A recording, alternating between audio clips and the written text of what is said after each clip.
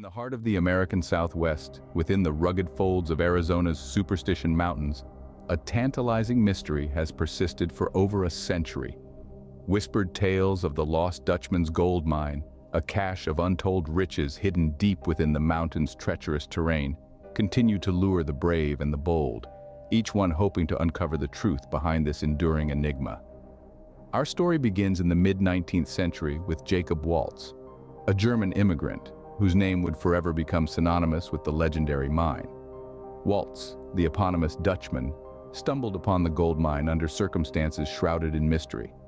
From barroom whispers to hushed campfire stories, accounts of Waltz's discovery varied wildly, but all agreed on one point. Waltz guarded the location of his gold mine with a fierce secrecy that only deepened its allure. A common American term for Germans at the time, people from Deutschland are called Dutchmen. The promise of untold riches hidden in the Superstition Mountains draw many a fortune seeker. Adventurers from far and wide venture into the treacherous terrain, their eyes gleaming with greed and anticipation. Yet many who seek the Lost Dutchman's gold mine faced inexplicable misfortunes. Mysterious disappearances, tragic ends, and tales of a curse protecting the mine circulate, adding an eerie layer to the legend. In the dimly lit room of a modest adobe house on the outskirts of Phoenix, Arizona, Jacob Waltz lay on his deathbed, his breath shallow and labored.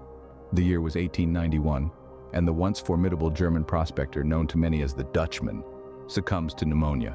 By his side, a kind and attentive nurse named Julia Thomas cares for him in his final days. Julia, a widow who runs a small boarding house, becomes an unlikely confidant to the secretive old miner.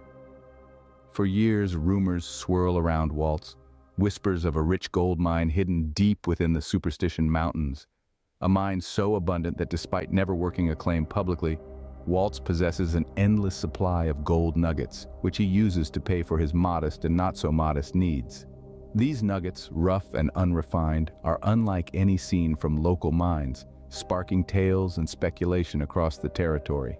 Throughout his life, Waltz remains tight-lipped about the source of his gold, dismissing inquiries with a wry smile and a change of subject. But as death draws near, the weight of his secret presses upon him. Julia, who shows him kindness in his final days, becomes the keeper of his last confessions. One stormy night, the wind howls outside, mourning the impending loss. Waltz beckons Julia closer. His voice, a whisper, speaks of a hidden canyon in the Superstition Mountains where the walls are lined with gold from the ground to the elbow. He speaks of a mine guarded by the shadows of the mountains, accessible only to those who know its secrets. Waltz, with fading strength, describes landmarks and signs leading to his treasure, a tale that meanders like the desert rivers, full of twists and turns. He hands Julia a crude map, drawn with trembling hands, a map that holds the promise of untold riches and the weight of countless dangers. As dawn finally breaks after a particularly long night of suffering, Jacob Waltz passes at last into legend, leaving behind the mystery of his gold mine. Julia Thomas inherits the prospector's maps and secrets, attempts to locate the mine, drives by the tales Waltz whispers in his dying days.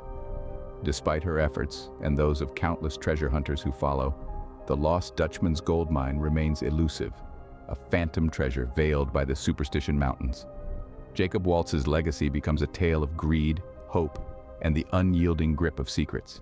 His gold nuggets, those mysterious payments spark so much speculation, become relics of a legend that captivate the imaginations of adventurers and dreamers alike.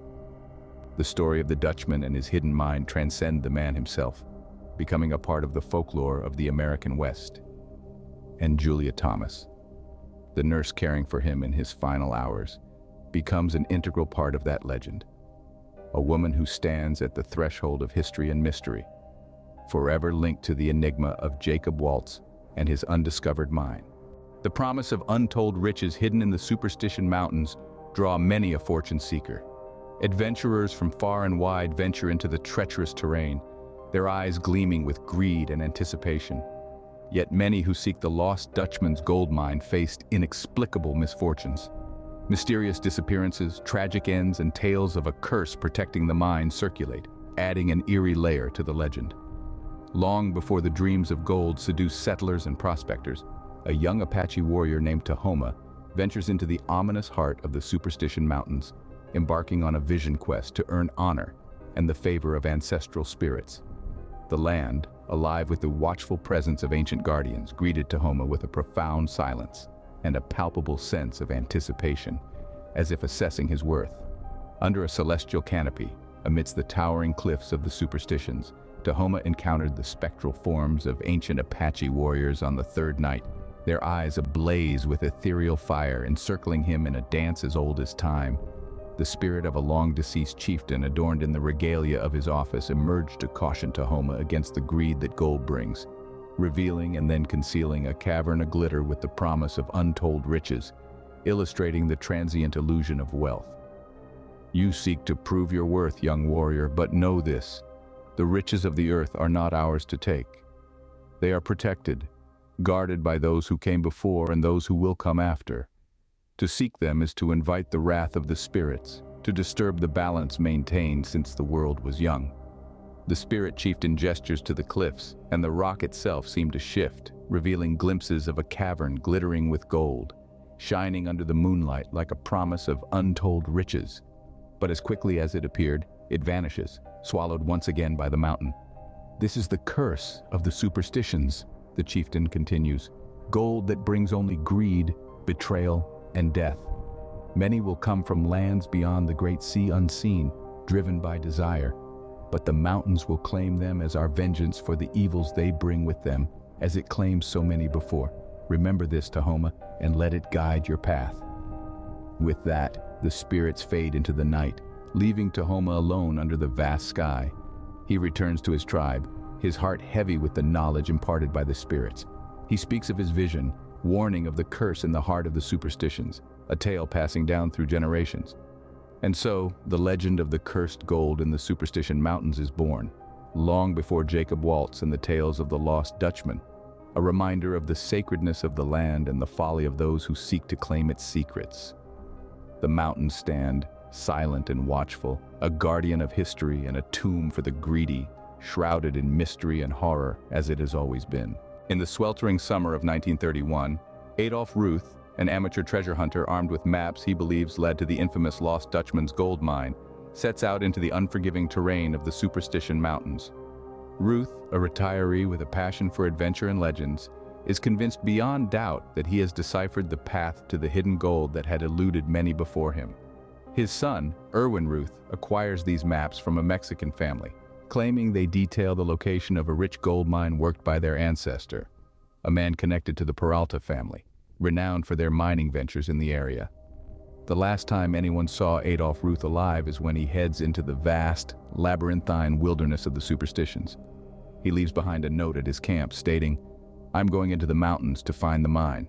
If I don't come back, send a search party after me." This note, equal parts ominous and hopeful, is the last communication anyone would have with Ruth.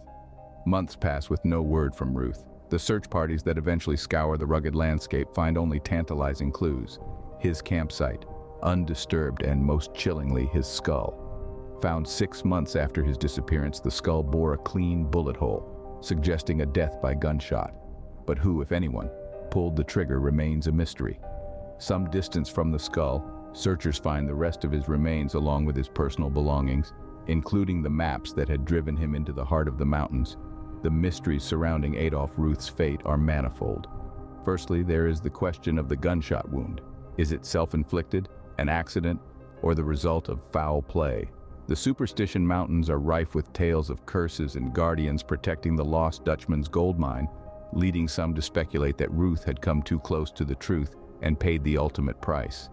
Secondly, the location of his remains, deep within the mountains and in a remote area, raises questions about his final days. What did Ruth discover in the Superstitions? Did he indeed find the mine, or had he become another victim of the mountain's notorious ability to disorient and deceive?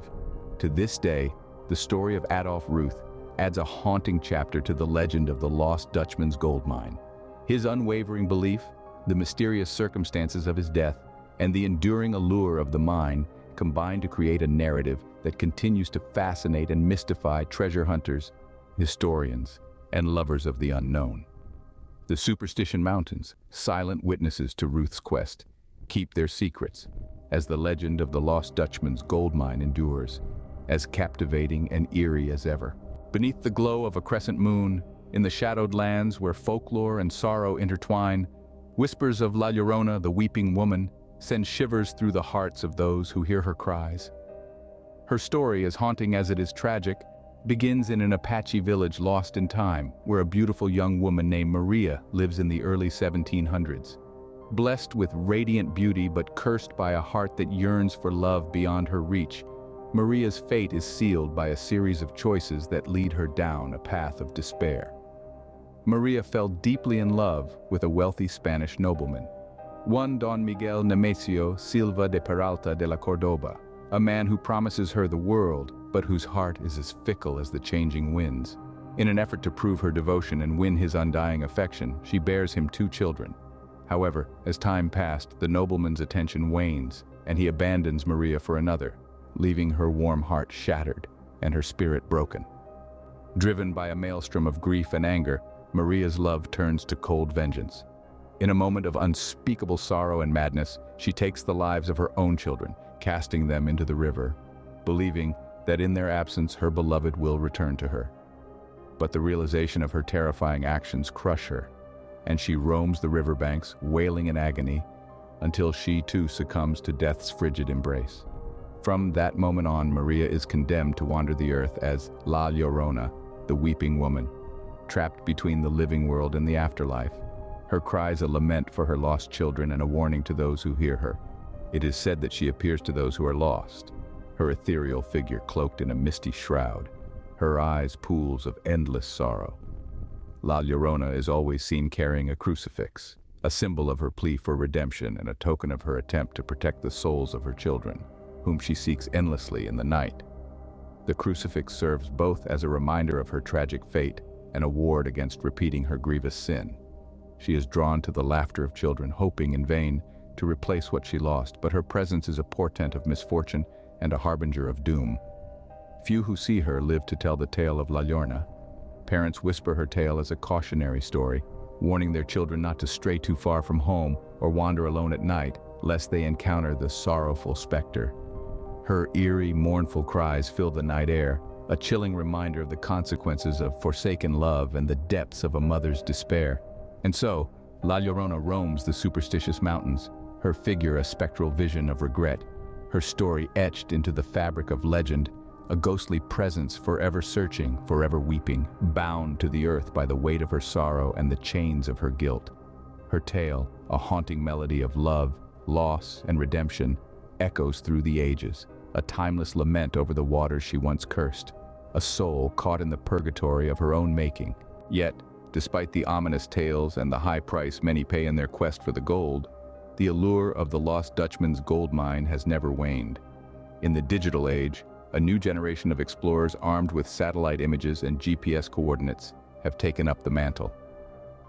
Unfazed by the legends of curses and the chilling accounts of those who vanish, these modern-day adventurers continue being drawn ominously towards the Superstition Mountains, their hearts ablaze with the same fevered desire that once gripped Jacob Waltz. In 2009, Jesse Capon, a graveyard shift bellhop at the Sheraton Denver Downtown Hotel, studies myriad theories about the location of the Lost Dutchman gold mine, sought by treasure seekers since the 1870s. In late November 2009, Capon drives to Arizona, searching for his fortune. He never returns. 2 agonizing months later, they find his body 60 miles from his campsite.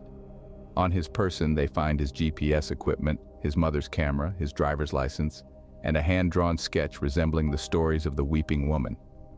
Earlier that same year, Curtis Merworth went looking for the mine, got lost, but fortunately is rescued. Almost 6 months after Capon's remains are found in 2010, Merworth returns with 2 more Utah hikers. This time, they aren't so lucky. All perish in the Superstition Mountains, each of them found some distance from the other. A cryptic warning to those looking for riches in these sacred Apache mountains? Who can say? As the sun sets over the Superstition Mountains, casting long shadows that seem to harbor 1,000 secrets, the legend of the Lost Dutchman's gold mine lives on. The mountains stand silent, guarding their mystery as they have done for centuries, waiting for the next brave or foolhardy soul to attempt to unravel their secrets. The Lost Dutchman's gold mine, a tantalizing enigma, continues to beckon, its call as irresistible today as it was over a century ago. Prepare to accelerate into the shadowy realm of Hollywood's most chilling legend. On the upcoming Mystery Morgue, we delve deep into the enigmatic saga of James Dean's infamous Porsche 550 Spider, known ominously as Little Bastard. With its sleek design and tragic history, this car fuels tales of a curse that transcends the silver screen, reaching into the darkest corners of the unknown. From the moment James Dean met his untimely demise behind its wheel, Little Bastard is at the heart of eerie accidents and unexplained incidents, leaving a trail of misfortune and mystery in its wake. We explore the chilling stories of those who dare to cross paths with its remnants, the bizarre accidents associated with its parts, and the most haunting question of all: where is Little Bastard now? Join us as we piece together the puzzle of this cursed car. Is there truth to the tales of misfortune that seem to follow its every move? Or is it all just a series of coincidences wrapped in the lore of Hollywood superstition? Buckle up, as Mystery Morgue takes you on a high-speed journey through the legend, the myth, and the eerie reality of James Dean's Little Bastard. Don't miss this riveting episode where the line between fate and folklore blurs and a timeless mystery awaits. Subscribe and hit the bell icon to ensure you're the first to witness the unveiling of a mystery that has captivated the world for decades.